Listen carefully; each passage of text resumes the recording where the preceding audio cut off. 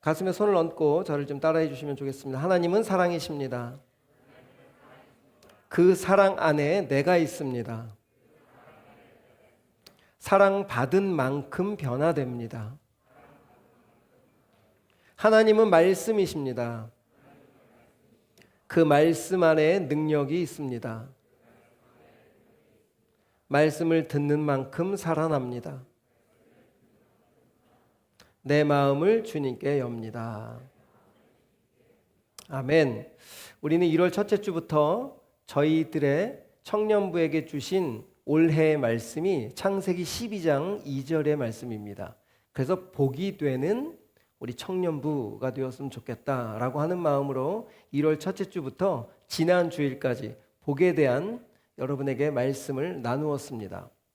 자, 복에는 두 가지라고 이야기했어요. 이 땅에서 물질과 건강을 누릴 수 있는, 번성을 누릴 수 있는 바라크라고 하는 복이 있어요. 그래서 하나님은 인간을 창조하시자마자 복을 주셨습니다. 자연스럽게 충만한 것들을 누릴 수 있고 번성할 수 있도록 자연스럽게 우리에게 하나님께서 주신 복, 이것을 바라크라고 하죠. 근데 세상이 점점 죄악으로 물들면서 가진 자는 더 많이 가지게 되고 없는 자는 점점 없어지면서 이 바라크의 복이 다 흐트러져 버렸어요. 그래서 이 바라크의 복도 누리지 못하는 사람들이 많아졌다는 사실이에요. 원래는 이 바라크는 모든 사람에게 주신 복이었습니다. 그런데 더 하나 이 바라크의 복뿐만이 아니라 아슈레의 복을 우리 주님은 더 주고 싶으셨던 거예요. 이 아슈레의 복은 하나님과의 관계 속에서 내 내면에 이루어진 것들인 거죠. 모든 환경, 어떤 환경에 부딪히더라도 우리 인간은 환경에 의해서 내 몸이 반응하도록 우리의 죄인된 몸이 그렇게 변해버렸어요. 그런데 하나님은 그렇게 죄인된 사람들이 환경에 부딪히고 힘들고 어려움 속에 부딪힐 때마다 좌절하고 고통 속에 있는 그 상황 가운데 좌절하지 않고 이겨낼 수 있는 힘을 주신 것이 바로 아슈레의 복입니다. 그래서 예수님이 보여주신 거예요. 가장 낮고 천한 모습으로 이 땅에 오셨지만 가장 큰 영광을 가지신 분, 아무것도 누리지 못하는 가난한 목수의 아들로 오셨지만 이 예수님은 한 번도 주눅들지도 사람들 앞에 어떤 평가를 받아도 흔들리지 않으셨어요.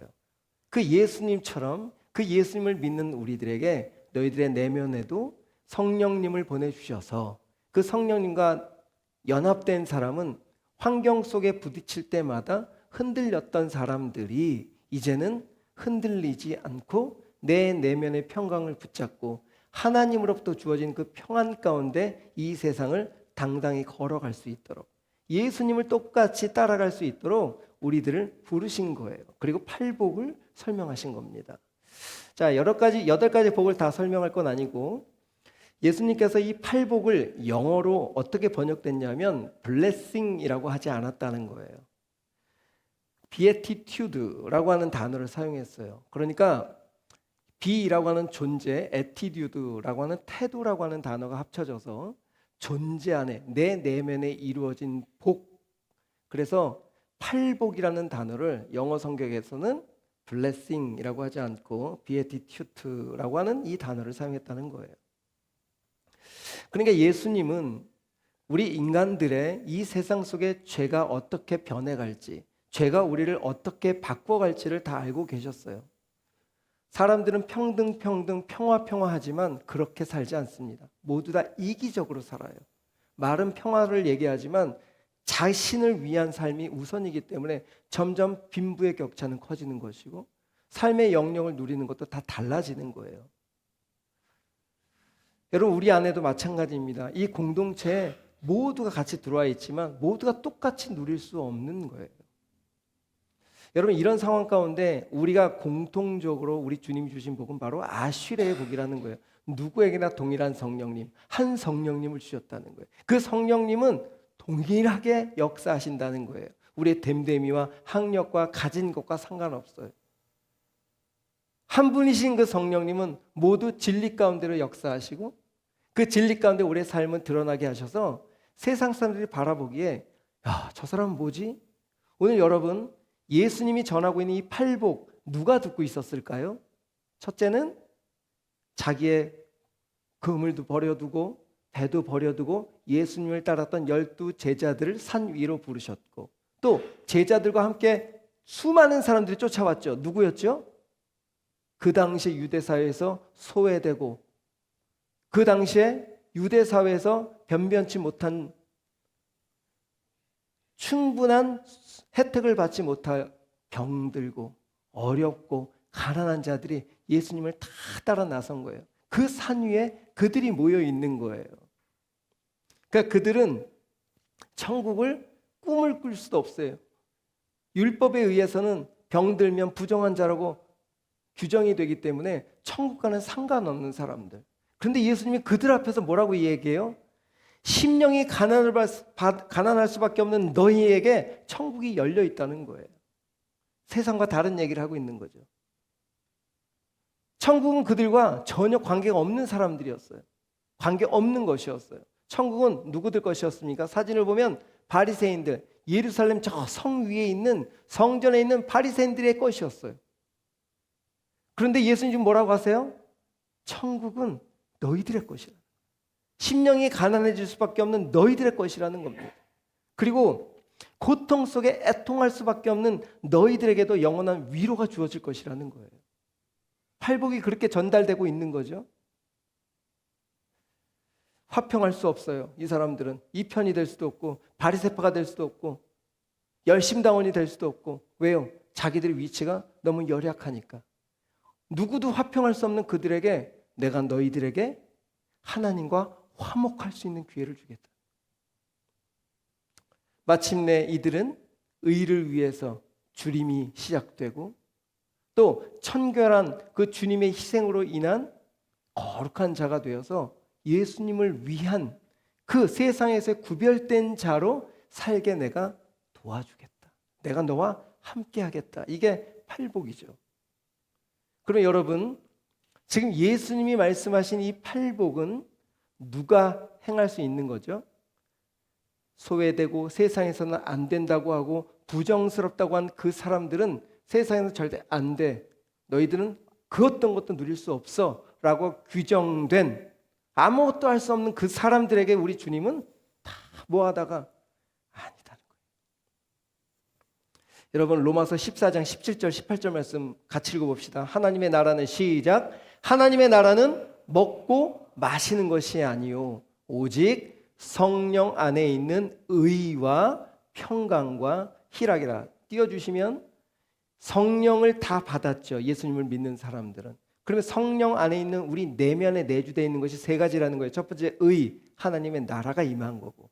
두 번째 평강은 뭡니까? 예수 그리스도가 주시는 평강을 얘기하죠. 희락은 성령님이 주시는 즐거움을 얘기하는 거예요. 이 세 가지가 우리 안에 이미 주어졌다는 거예요. 그러니까 우리는 우리 겉으로 부딪히는 환경과 이 세상의 모든 상황들은 우리가 이런 걸 누릴 수 없는 사람들인 거예요. 그걸 알고 계세요. 너희들은 할 수 없는 거 알아.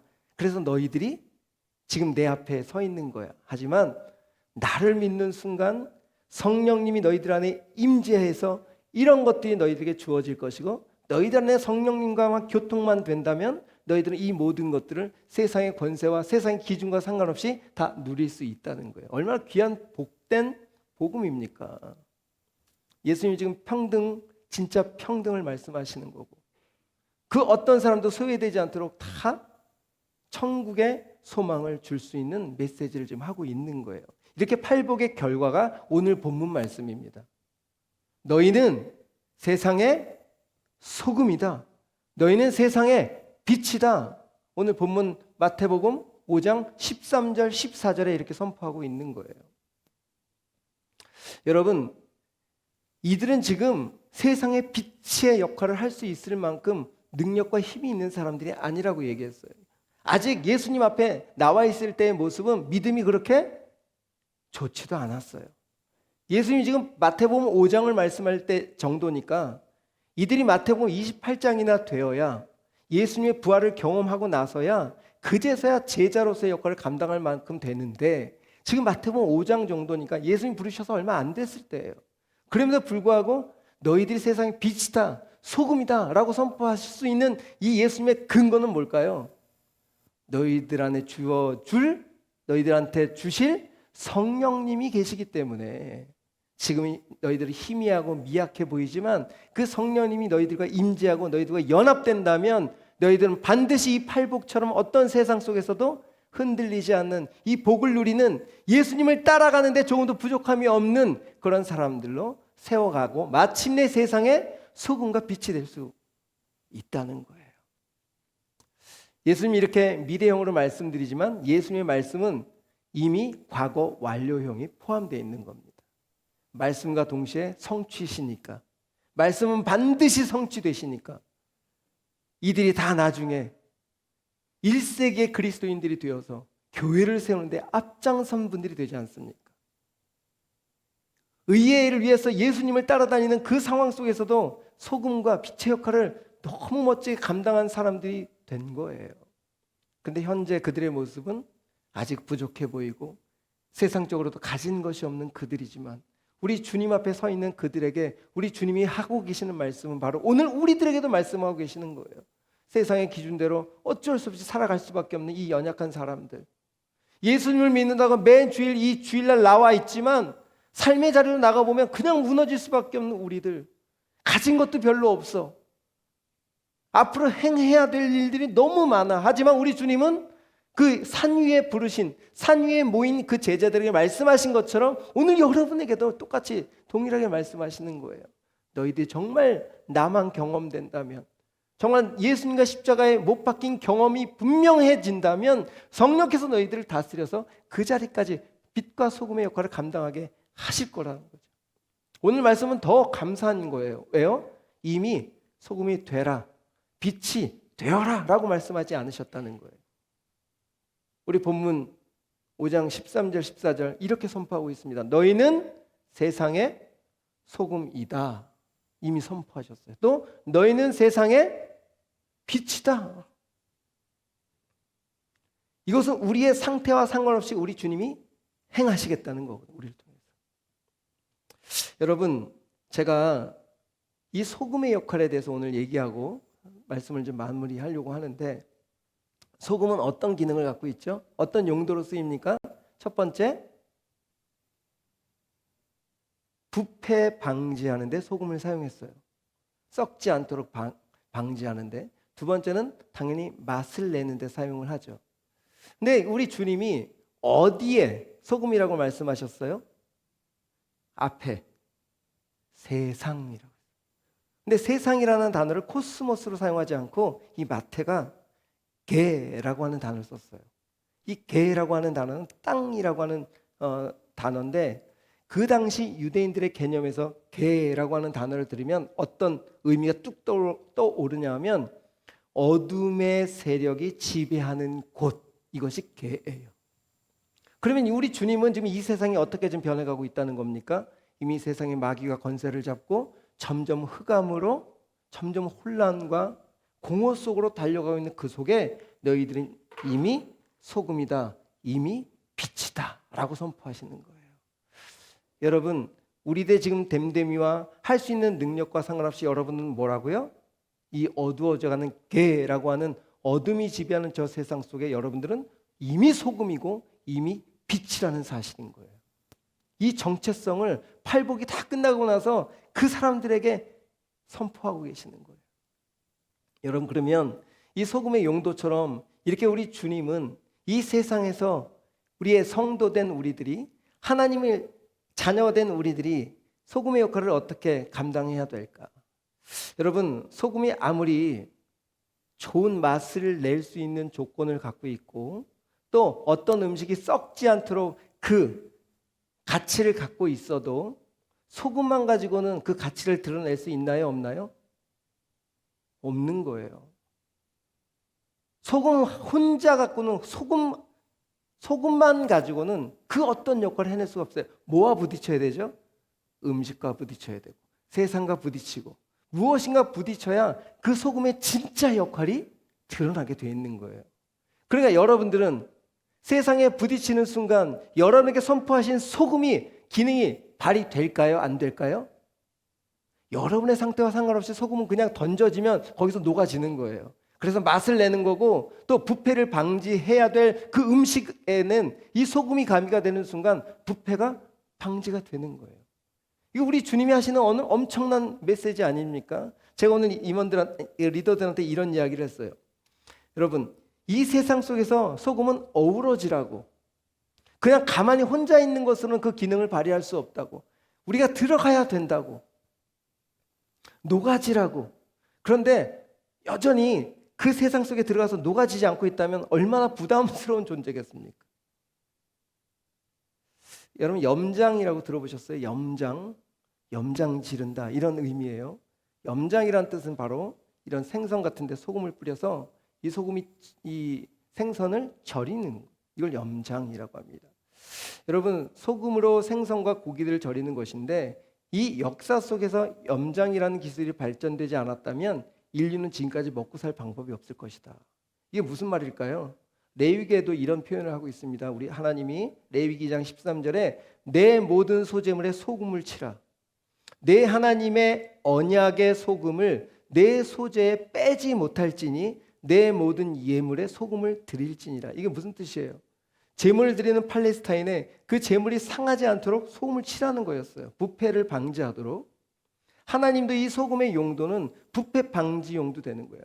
그런데 그 소금은 또 맛을 내는 데도 사용이 되는 거죠.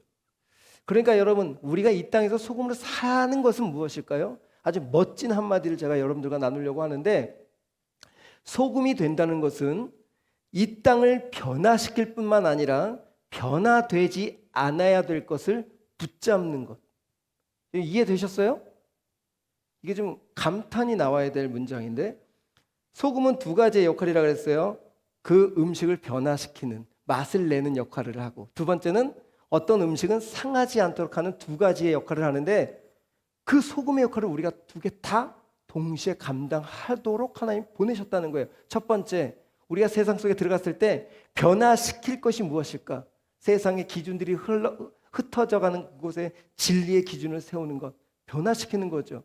또 변화되지 말아야 될 것, 진리의 기준 앞에 세상 것들이 흔들리자, 이게 똑같은 얘기 같지만 세상의 변화의 흐름에 우리가 따라가지 않고, 또한 하나님의 기준을 반드시 서서 살아가는 것이 소금으로 살아가는 거라는 거예요. 여러분, 잘못된 기준 앞에서 변화되도록 도전을 주고, 이렇게 우리가 소금으로 살아갈 때 누군가는 우리를 보고 기준을 삼을 수 있다는 거예요. 그럼 제가 목사로서 가장 큰 기쁨이 뭔지 아십니까? 나 같은 변변치 않은 사람을 통해서 누군가가 변화가 되는 거예요. 여러분, 제게 능력이 있다는 것이 아닙니다. 제가 하나님께 돌아서는 순간 세상의 흐름에 제가 따라가지 않고, 거기에 변화되지 않고, 하나님의 기준으로 정확하게 내가 한 걸음 한 걸음 주님과 교제하며 살아가는 이 모습 속에서 누군가 도전을 받고 누군가 인생이 바뀌는 것을 볼 때 제 가장 큰 기쁨이에요. 여러분에게도 그 역할을 감당하라는 겁니다. 누군가 여러분들을 보고 생명으로 인생이 변화되는 그 한 사람 한 사람들이 생길 수 있도록, 그래서 여러분들을 변화시킬 수 있는 그 세상으로 보내고 계시는 거예요. 여러분, 그런 큰 사명을 갖고 있는 거예요. 여러분, 다시 한번, 소금으로 사는 건 뭐라고요? 이 땅을 변화시킬 뿐만 아니라 변화되지 말아야 할 것을 붙잡고 사는 것, 꼭 기억하십시오. 염전이라고 하는 사진을 하나 보내드릴게요. 염전은 이렇게 소금을 채취하는 일이잖아요, 바다에서. 그 염전을 하시는 어떤 장로님 한 분이 인터넷에 올린 글을 제가 이렇게 좀 기록해 왔습니다. 장로님이 염전의 일을 하시다가 실수로 소금이 다 된 그 가마니를 바닷물로 떨어뜨린 거예요. 그래서 급히 떨어진 그 소금 가마니를 끌어올렸는데, 그 끌어올리는 시간이 그 짧은 시간임에도 불구하고 그 소금이 다 녹았다는 거예요. 얼마나 아까웠을까. 그래서 이 장로님이 왜 이렇게 소금이 빨리 녹지? 당연히 물에 소금이 닿으면 녹는 건 당연한데요, 여러분, 담수는 뭔지 아십니까? 소금기가 없는 수돗물을 담수라 그래요. 그래서 김치를 담글 때는 담수로 담그잖아요. 배추를 담글 때는. 잘 모를 거예요. 여러분의 어머니나 부모님들은 잘 아시겠지만 여러분들 먹기만 하지 그 잘 모르겠죠. 배추를 담글 때는 그렇게 담수로 담아요. 왜요? 소금이 잘 안 녹지 않거든요. 짠물로 담을 수는 없잖아요. 그런데 이 장로님이 깨달은 게 뭐냐 하면 왜 바닷물에서는 그렇게 소금이 빨리 녹았을까? 알고 봤더니 소금은 애초에 어디 출신이에요? 바다 출신이라는 거예요. 그러니까 애초에 바다로부터 취한 것이기 때문에 바다에 금방 흡수가 된다는 거예요. 이게 무슨 의미를 우리에게 주는 걸까요? 우리는 어디로부터 시작된 사람이죠? 세상으로부터 시작된 사람이에요. 여기서 말씀을 듣고 자, 살아봐야지. 소금으로 살아봐야지. 소금으로 맛을 내야지. 변화시키지 않도록 붙잡아 봐야지 하고 세상으로 쑥 들어가면 우리가 진짜 올바른 기준을 잡고 있지 않으면 이 소금처럼 그냥 쑥 흡수될 수 있다는 거예요. 여러분 어디로부터 왔으니까? 세상으로부터, 죄로부터 왔으니까. 제가 이 염전에 이 장로님의 이 글을 읽으면서 정말 우리는 세상 깊은 곳에서 세상의 방식대로 살다가 그리스도인으로 부름을 받았지만 그럼에도 세상으로 가는 순간 금방 흐트러질 수 있고 금방 희석될 수 있는 그런 존재임에도 불구하고 우리 주님은 우리 보고 소금이라고 하시는 거예요. 얼마나 우리 주님이 우리를 기대하고 믿고 계신지 모르겠어요. 다 알고 계시겠다. 언제든지 올바른 하나님 기준 앞에 그분의 다스림 앞에 내가 다스림만 받는다면 너는 이미 소금이라는 거예요. 여러분 소금이 짠맛을 내려고 노력해야 됩니까? 빛을 내려고 빛은 이미 빛이라고 부르는 순간 존재가 빛인 거예요. 그럼 우리 13절 말씀만 오늘 이야기를 여러분이 이해할 수 없는 말씀이에요. 이렇게 너희들은 존재 자체가 소금이고 너희들은 희석될 수도 없고 내가 너희와 함께 할 거야 라고 하는데 이 말씀 때문에 헷갈리는 거예요. 우리 다 같이 한번 읽어봅시다. 시작. 너희는 세상의 소금이니 소금이 만일 그 맛을 잃으면 무엇으로 짜게 하리요? 후에는 아무 쓸데없어 다만 밖에 버려져 사람에게 밟힐 뿐이다. 이 말씀 때문에 야 너희들 세상에서 잘못 살면 이렇게 세상에 조롱당하고 밟힐 거야. 똑바로 살아야지. 또 못 살면은 이 짠맛을 좀 충전시키기 위해서 교회 와서 막 짠맛을 충전시키고 또 나가서 쫙 짜내고 또 와서 이거 아니 이 말씀 때문에 헷갈릴 수 있는 거죠. 그런데요 이 말씀을 이해하기 위해서는 그 이스라엘의 지후와 기후와 지형을 알아야 돼요. 자 사진을 하나 보내드릴게요. 이게 갈릴리라고 잘 안 보이시겠지만 제가 이제 펜으로 썼는데 갈릴리로부터 밑에 사해 바다까지 갈릴리 요단강 사해까지 쭉 흐르는 그 일대를 요단 지구대라고 그들은 그 지역을 이야기하고 있어요. 요단 지구대예요. 거기가 어디서부터요? 갈릴리 바다부터 요단강을 통과해서 사해까지 오는 그 지역을 무슨 지구대? 요단 지구대 꼭 기억하세요. 그 요단 지구대의 단면을 보니까 다음 사진을 보세요. 그 해수면이 일반 지중해보다 200에서 400m가 낮다는 거예요. 그 요단 지구대 그 자리가. 그렇다면 소금이 그들에게는 어디에 있느냐? 땅에 있어요. 이스라엘은. 땅을 파면 소금이 나와요. 그래서 비가 오면 땅에 포함되어 있던 소금기가 사해로 흘러들어가서 사해가 짠 거예요. 그쪽 지역이. 그런데 다음 사진을 보면 이게 바로 물이 흡수한 그 땅에서 채취되는 소금이에요. 그래서 소금 기둥이라고 얘기도 하고 소금 알갱이라고도 얘기하고 소금 돌이라고도 얘기해요. 그런데 사람들이 이 소금인지 알고 푹 퍼서 집에 가져가서 먹으려고 하니까 맛이 있어요, 없어요? 이미 물이 씻어간 상태니까 소금의 형태만 갖고 있지 짠맛을 잃은 소금이라는 거예요. 그러니까 이스라엘의 지형과 상황을 알아야 이 말씀이 이해가 되는 거예요. 그러니까 이 사람이 소금인 줄 알고 가져왔는데 소금의 맛을 내지 못하니까 어떻게 해요? 밖에 버리는 거예요. 그러니까 버린 그 소금을 누가 밟고 다니는 거예요? 그냥 사람들이 버려진 소금을 그냥 밟고 갔다, 그런 의미인 거죠. 이 이스라엘의 상황을 지금 이렇게 설명한 거예요. 이제 이해가 되셨죠? 그런데 여기서 우리가 좀 생각해 봐야 될 것이 있다는 거예요. 제가 곰곰이 이 상황들을 좀 살펴보면서, 그렇다면 땅에 버려지게 되고 그것을 사람들이 밟고 지나가게 되는 이런 소금, 우리가 진짜 뭔가 잘못하면 그렇게 사람들에게 밟히는 소금이 될까? 여러분, 주님께서 우리를 세상의 소금이라고 하셨다면 우리들이 소금의 맛이 나지 않을 수 있을까요? 없을까요? 우리는 소금의 맛은 그냥 짠맛이 우리에게 주어진 거예요. 그것은 그냥 평생 우리에게 주어진 거예요. 하나님 편에서는. 근데 우리가, 사람들이 우리를 바라봤을 때 주님이 우리 안에 계심에도 불구하고 그 주님이 드러나지 않으면 우리가 겉으로 보기 어떤 모습이 된다는 거예요. 그 주님이 안 나타나니까 내 모습 때문에 그 짠맛이 안 보인다는 거예요. 이해되십니까? 내 안에 계신 주님은 절대 변하지 않으세요.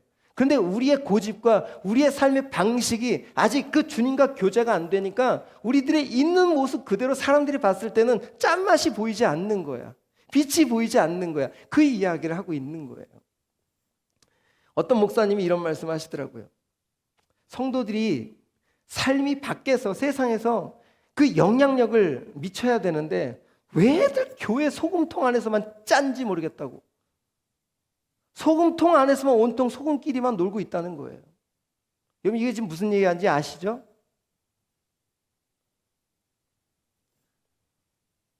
소금통 안에서 짜니 덜 짜니, 소금끼리만 좋아서 감동하고 소금끼리만 즐거워하고, 이게 어디의 모습이에요? 우리들의 모습이라는 거예요.